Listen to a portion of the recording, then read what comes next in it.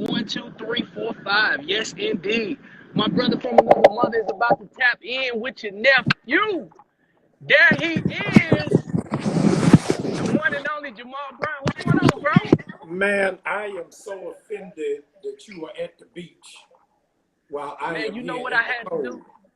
Let me tell you something. It is not chilly where I am right now.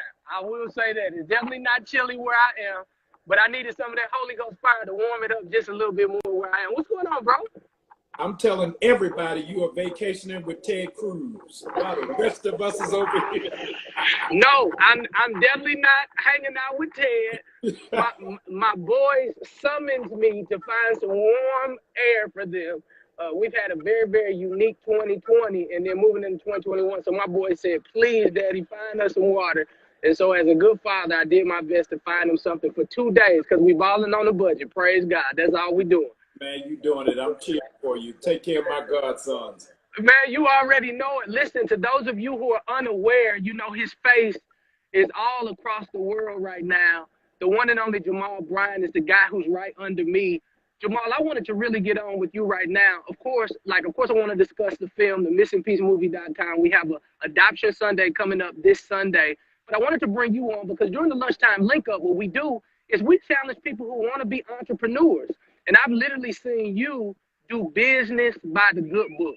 So right now, if you could, Jamal, somebody right now is at their cubicle kind of sneaking and listening, and maybe they're kind of pulling away. But if there was something that you would give to an entrepreneur, how does a person keep their integrity while they're going after their dreams? That's amazing. I often say to business leaders, whenever Jesus called the disciples, he never called anybody from seminary. He called them all from business. He wanted to make sure that they had some business background because it was Jesus's thought, if you can't do business, you can't do ministry. And so I think that the real call is understanding marketplace ministry is the wave in this hour. Is what can you do when you don't have a mic, when you don't have a pulpit, but you have an assignment? Can you imagine that you are anointed to make money for the kingdom? That requires integrity. To say that I am doing this and I'm doing this as my lifelong assignment to do something to build other people. Wow. Hanging out with Jamal Bryant right now. Preferably you can hear this thing. It's a little windy, but I wanted to make sure that I had the esteemed privilege to hang out with him. Under me right now is the one and only Jamal Bryant. You know, Jamal, so funny that you say that because right now there's so many things that I literally wish I could be doing. But it's like God has his stranglehold on me with this whole adoption thing. He's literally saying right now, you got to be the voice to the voiceless right now because there's so many different things that are going on. And Jamal, that's why we made this movie, to change the trajectory and the mindset of people when it comes to fostering to adopt. Because right now there's 125,000 children right now who need homes, but nobody's talking about it in the midst of a pandemic. Our numbers have went up 43% when it comes to children being put in foster care. There are children right now who are literally laying on the floors of DFACS offices because there aren't enough parents giving homes. And so how do we change the trajectory? We're doing some real good propaganda right now. And I'll tell you how. We're doing this film. It's called the missingpiecemovie.com. And I wanted to encourage people to just, you know, enjoy our Adoption Sunday and get their tickets at the missingpiecemovie.com. And, you know, that's our heart. And so, Jamal, when it comes to, like, children or what have you, I've always noticed that you're the person who's feeding the homeless, making sure children have good homes. I seen you give away thousands upon thousands of coats and, like, just years prior. Like, how big is philanthropy when it comes to the kingdom and being a giver? I think it's important, but I want to stay on your whole burden and passion around adoption. Yes, and sir. I want your viewers to hear me clearly. The two most powerful men, whether you are saved or unsaved, were adopted. The two most known men in the world, if you are saved or unsaved, were adopted. Jesus Christ and Superman. Both of them were reared by family didn't birth them. Both of them came in houses whose wombs they did not come through. And so the real assignment is understand whether you saved or not saved. If you want to raise a superhero, adopt one. If you want to have somebody who's going to change the world and perform miracles, then adoption is your easiest gateway. What is significant is that the parents of Superman and the parents of Jesus didn't become great until they adopt it. Wow. Prior to that, they have nothing significant, nothing striking. It is adoption that made them historic. And a lot of us miss that. The reality is we would have never heard about no 15-year-old girl named Mary or a high school dropout by the name of Joseph if it had not been for who they adopted. So it is a benefit for the child, and it is a blessing for the parent, knowing that you immediately go forged into history. Wow. Listen, I've never in my life heard that the way you so eloquently put it. You can have it. You can have Listen, it. listen, I always tell you, bro, I'm gonna give you credit the first 3 times. But after about the 4th time, I'm gonna be like, man, somebody told me about that. Jamal, the thing was, when we were creating this film, like nobody would put any money up. Like I was like, yo, I want to do something centered around adoption, and I want to do a documentary, maybe Jordan story. And so I was asking the Lord, I was like, okay, send financiers. And he asked me, like, what's in your hand? I was like, you want me to spend my money to put this, put my money up? And literally, man, we were able to create a story of love, redemption, and hope. I remember sitting on stage with you, and I remember the crowd going, oh, when I said in 2009, we found my biological mother, but unfortunately, she just didn't want to meet me. And it wasn't even a big crowd, but everybody's like, oh. But I said, I didn't use that as my excuse. And I took my adoption message all around the world, to Africa, to Dubai, all across the United States, just showing the love of Christ through it. Only for 2020 for the Lord to change my whole story, bro. Like literally in March, in the middle of a pandemic, God saw fit for my executive director to locate my brother. I thought my mother was dead, only to find out that she's not dead. It was my biological grandmother. And the beautiful thing was that it's all caught on tape. It was all caught on tape. And so this message has been giving people hope, redemption, and love to learn how to get over rejection. Last night we were here, and I went to one of my brothers. He's a pastor here in Florida, and we did a showing in his house, and literally there wasn't a dry eye in the room. And I said, well, listen, you got a whole lot of rooms. Maybe you can adopt as well. And so now they're actually thinking about adopting too. And so what we're doing with this screener, Jamal, is literally saying, okay, come into our theaters virtually. We're going to send you the link so you can watch at home. We're only doing 500 more seats just so we can get the buzz going. I believe in groundswell. I'm from that Tyler Perry school.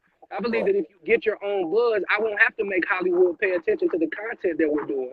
And so I've been challenging people to log on to the missingpiecemovie.com, get their tickets, make sure that they're a part of Sunday. And then if they could literally just do a testimony and use the hashtag The Missing Piece Movie, we're going to reward somebody $1,000 towards their dream goals and visions the next day. And so that's our heart, man. And anything that you can do to help our Adoption Sunday this Sunday, it would be most appreciated. Oh, no, I'm going to sound the alarm. And I want your listeners to know how critical this is for a God move. The Missing Piece Movie is going to be the second most significant movie that was funded by the Visionary. Let me tell you the first one. The first one, Willie, was The Passion of the Christ. 12 studios denied Mel Gibson. And he said, I believe in this so valuably that I'm going to invest it myself. We opened up this conversation talking about entrepreneurs. If Willie and I go to Wells Fargo, go to Bank of America, go to Chase Manhattan, got an amazing business idea for T-shirts, for a gym, for music, they're going to say, okay, listen, we're only going to finance you up to 80%, but you've got to put in up to 20 to show that you're involved. Two things I got to tell y'all who are listening. Number one, if you believe in it, how come you don't invest in it? Number two, if it's going to be, God is going to require something from you in order for it to flourish and to manifest. I'm going to put this out all over New Birth. We're in the middle of our Lenten fast. We're only drinking water is our only beverage, no wheat. We're walking every day. Those of you who are a part of New Birth, I'm challenging you. Let's sound the alarm. And I'm going to say a word to some young person, some older person who came through foster care, came through adoption, was raised by a grandmother, separated from your family. I'm going to say this to you, and I want you to tweet it out. I want you to hashtag it. Sometimes God separated you to save you. I got to give that to you again. Sometimes he separated you to save you. that sometimes he didn't want you around your dad, didn't want you around your mom, because there was something that he had to protect, something that he had to, in fact, isolate. Isn't it amazing that only one time do we ever see Jesus' siblings come to hear him preach? Only one time. And after they couldn't get reserved seating, they never show back up again. You ought to thank God for where it is that God quarantined you away from family members to preserve what it is that you have. I'm grateful that Willie got reconciled, but I am celebrating God that you got restored and you got renewed. This is what I need y'all to do. He's not asking me to do it. I'm asking you to do it. I need you all to go tell it on the mountain, over the hills, and everywhere. The missingpiecemovie.com. I need it trending. Can you imagine? We're going to have this trending the same week that PBS released The Black Church, a 2-day documentary on the significance and the value of the Black church. And we come out of it not just inspired, but directed. And this is the responsibility that the church has got to do. We've got to underscore and undergird it, because what Willie's not telling you, the vast majority of children who are left in the system, in foster care agencies, are Black and brown children. That parents will go to Europe, they'll go to Asia, they'll go to Russia, when there's Black kids right down the street who need to be adopted. So let's raise it up high. I'm going to push it in our church, on our channels, and on our platforms. And I'm challenging all of you all to do the exact same. Jamal, man, it's always an honor. I never thought that I would be teary-eyed on the beach. But, man, you know, like, it's been a very, very big burden. You know, those kids, they reach out to me. Those teenagers, they reach out to me.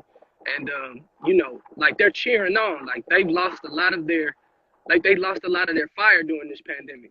Yeah. You know, it's kids who have literally, like, I met a 16-year-old boy. I won't say his name, but he's now been in 26 different homes. Like 26 different homes, 26 different belief systems, 26 different styles of raising children. Wow. And when I shook his hand, like, his life, he didn't have any more life in his hand. And I promised that young man, I said, listen, I'm going to do my best in the most charismatic way that I can to wake people up to the option of adoption. And to be honest, man, there's so many other things that I wanted to do. And it was like the Lord had his hand on me to say, no, we're going to keep pushing this on radio. We're going to do it on television. When you go preach, speak, when you empower people, like, make sure that you don't forget about those children. And I remember that kid, man. I keep looking, like, whenever I look and I get down and out, I remember those eyes. Because literally his eyes said, help me, when his mouth and his words couldn't say, because he didn't trust that people would ever try to help him anymore. Yeah. And so, you know, I've been challenging people to log on to the missingpiecemovie.com in hopes that we would change your mind about adoption and foster care. I'm going to keep pushing this movement. Pastor Jamal, it is always an honor to hang out with you for a minute, one of the most amazing and anointed preachers of our time. That's why they attempt to attack and try to silence his voice, but he can't be silenced because he's a man of God. He's walking in integrity, and his character speaks for itself. Thank you, good brother. I honor you. Thank you for being on with me today, brother. Love you. You my brother twice, and I'm with you in the brick, in the sticks, in the mud, and in the trenches. Camp Alpha Sign, Jesus Christ. That's all we got. Indeed. Right there. Thank you, Fi. Indeed. All right. Indeed. No. For sure. Wow. Lord. Hey, who'd have thought your boy had been over here crying on the beach? I hope people like ain't laughing. Man, listen, make sure you log on to themissingpiecemovie.com, themissingpiecemovie.com. I'm doing my best to do work and be a good dad. You know, I have 3 amazing boys. 2 are here. I wish my 3rd one was here, but he was snowed in Memphis. But man, listen, make sure that you tell a friend and tell a friend. Go to my page right now and check out some of the trailers, some of the testimonies, and some of the content centered around adoption. We're pushing this thing in May. We're going to have a linear showing, but this in the interim, make sure you log on to themissingpiecemovie.com. The way this thing works is you'll purchase your ticket. On Sunday, a link will be sent to the email that you use to buy your ticket. And what's going to happen then is you'll have a 24-hour period to screen the movie. And what that means is you get a chance to watch it. You get to get online, hashtag the Missing Piece Movie. Don't post anything like from the movie, but hashtag the missingpiecemovie.com. And come the next day on February 22nd, I'm going to look through those testimonies. And what I'm going to do after that is I'm going to pick one person with an amazing testimony from the film, and I'm going to sow into you $1,000 in hopes that your dream could come true. Because ain't nobody sowing into me in terms of helping me produce the film. But I appreciate you sowing into the mission of adoption. The missingpiecemovie.com. God bless you guys. God bless you guys. Thank you so much. I'm about to run and go catch these fast little guys that I have. Shout out to my big son, Khalil. Shout out to my beautiful daughter, Paisley. I love you all. Thank you so much. Flat out.